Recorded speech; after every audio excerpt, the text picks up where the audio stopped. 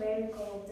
First came the snow. It began very suddenly one morning just as Charlie Bucket was getting dressed for school. Standing by the window, he saw the huge flakes drifting slowly down out of an icy sky that was the color of steel. After, after the snow, there came a freezing gale that blew for days and days without stopping, and oh, how bitter cold it was!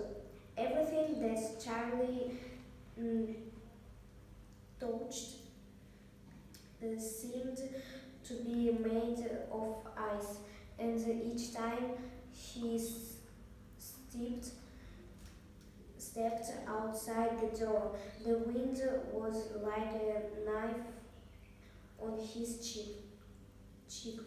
Inside the house, little jets of freezing air came rushing in through the insides of the windows and under the doors, and there was no place to go to except them. The the excitement over the golden tickets had long since, mm, since been forgotten. Nobody in their family gave a thought now to anything except the two vital problems of trying to keep warm and trying to get enough to eat. Most of find ourselves begin to crave rich steaming stews and hot apple pies and all kinds of delicious warming dishes. And because we are all a great deal lucky, then we usually get what we want or near enough.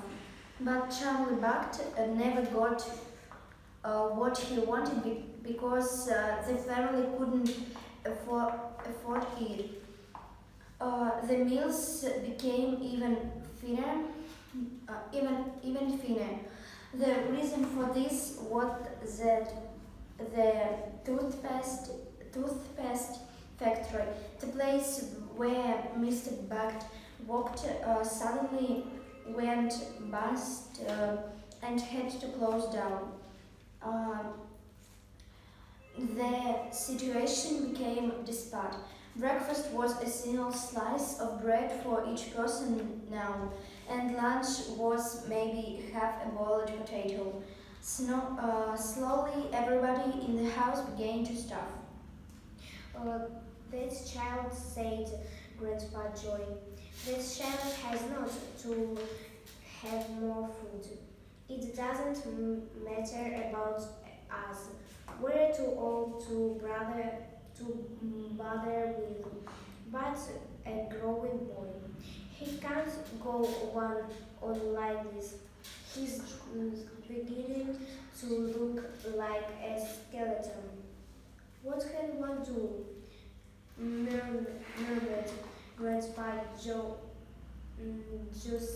Josephine miserably. He refuses to take any of ours. I heard his mother mm, tried to slip her own piece of bread on to his plate at breakfast this morning, but he wouldn't touch it.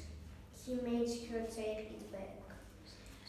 His fine little fellow, said Grandpa George. The cruel years went on, and every day Charlie Bucket grew thinner and thinner. His face became wild and pinched. The skin was drawn so tightly over the cheeks then that you could see the shapes of the bones. And in the mornings, he left the house 10 minutes early, and so that he could walk slowly to school. Um, without ever having to run.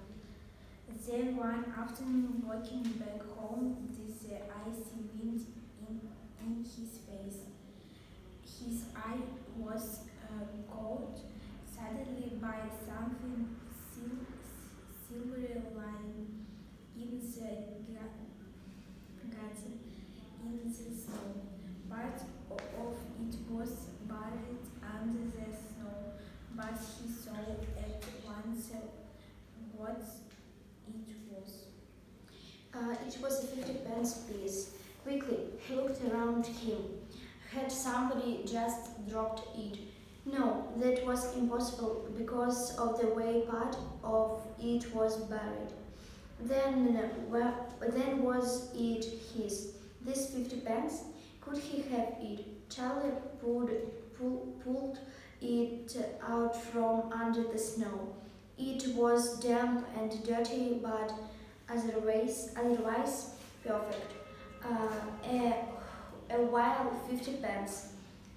It meant one thing to him at that moment, only one thing. It meant food. Automatically, Charlie turned and began moving towards the nearest shop. It was a newspaper and stationery shop. He would buy one bar of chocolate and eat it all up, every bit of it, right then and there, and the rest of the money he would take straight back home and give to his mother.